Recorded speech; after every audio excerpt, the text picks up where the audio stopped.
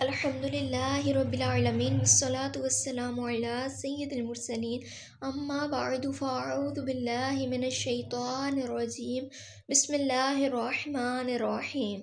12,000 یہودی بندر ہو گئے۔ روایت ہے کہ حضرت داؤد علیہ السلام کی قوم کے 70,000 آدمی عقبہ کے نام کے پاس سمندر کے کنارے ایلا نامی گاؤں میں رہتے تھے، اور یہ لوگ بڑی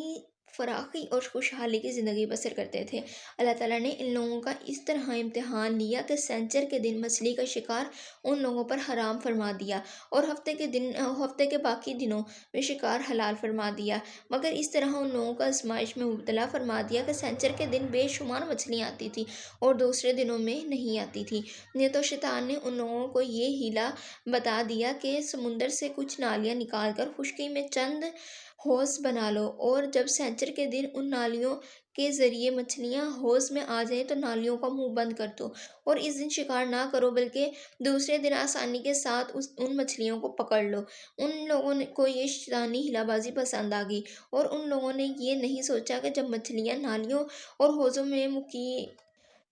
اور حوضوں میں مقید ہو گئی تو یہی ان کا شکار ہو گیا، نہ تو سنیچر ہی کے دن شکار کرنا پایا گیا جو ان کے لیے حرام تھا۔ اس موقع پر ان یہودیوں کے 3 گروہ ہو گئے۔ پہلا، کچھ لوگ ایسے تھے جو شکار کے اس شیطانی ہیلا سے منع کرتے رہے اور ناراض و بیزار ہو کر شیطان سے باز رہے۔ یا دوسرا، اور کچھ لوگ ان کا کام کو دل سے برا جان کر خاموش رہے، دوسروں کو منع نہ کرتے تھے بلکہ منع کرنے والوں سے یہ کہتے تھے کہ تم لوگ ایسی قوم کو کیوں نصیحت کرتے ہو جنہیں اللہ تعالیٰ ہلاک کرنے والا یا سخت سزا دینے والا ہے۔ یا تیسرا، اور کچھ وہ سرکش و نافرمان لوگ تھے جنہوں نے حکم خداوندی کی علانیہ مخالفت کی اور شیطان کی ہیلا بازی کو مان کر سنیچر کے دن شکار کر لیا اور ان مچھلیوں کو کھایا اور بیچا بھی۔ جب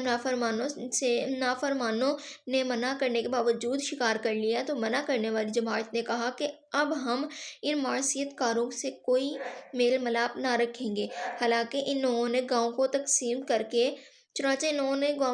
کر کے درمیان میں ایک دیوار بنا لی اور آمد و رفت کا ایک الگ دروازہ بھی بنا لیا۔ حضرت داؤد علیہ السلام نے غضبناک ہو کر شکار کرنے والوں پر لعنت فرما دی۔ اس کا اثر یہ ہوا کہ ایک دن خطا کاروں میں سے کوئی باہر نہیں نکلا تو انہیں دیکھنے کے لیے کچھ لوگ دیوار پر چڑھ گئے تو کیا دیکھا کہ وہ سب بندروں کی صورت میں مسخ ہو گئے ہیں۔ اب لوگ ان مجرموں کا دروازہ کھول کر اندر داخل ہوئے، یا تو وہ بندر اپنے رشتہ داروں کو پہچانتے تھے اور ان کے پاس آ کر ان کے کپڑوں کو سونگھتے تھے اور زار و زار روتے تھے، مگر لوگ ان بندر بن جانے والوں کو نہیں پہچانتے تھے۔ ان بندر بن جانے والوں کی تعداد 12,000 تھی۔ یہ سب 3 دن تک زندہ رہے اور اس درمیان میں کچھ بھی کھا پی نہ سکے، یوں ہی بھوکے پیاسے سب کے سب ہلاک ہو گئے۔ شکار سے منع کرنے والا گروہ ہلاکت سے سلامت رہا، اور صحیح قول یہ ہے کہ دل سے برا جان کر خاموش رہنے والوں کو بھی اللہ تعالیٰ نے ہلاکت سے بچا لیا۔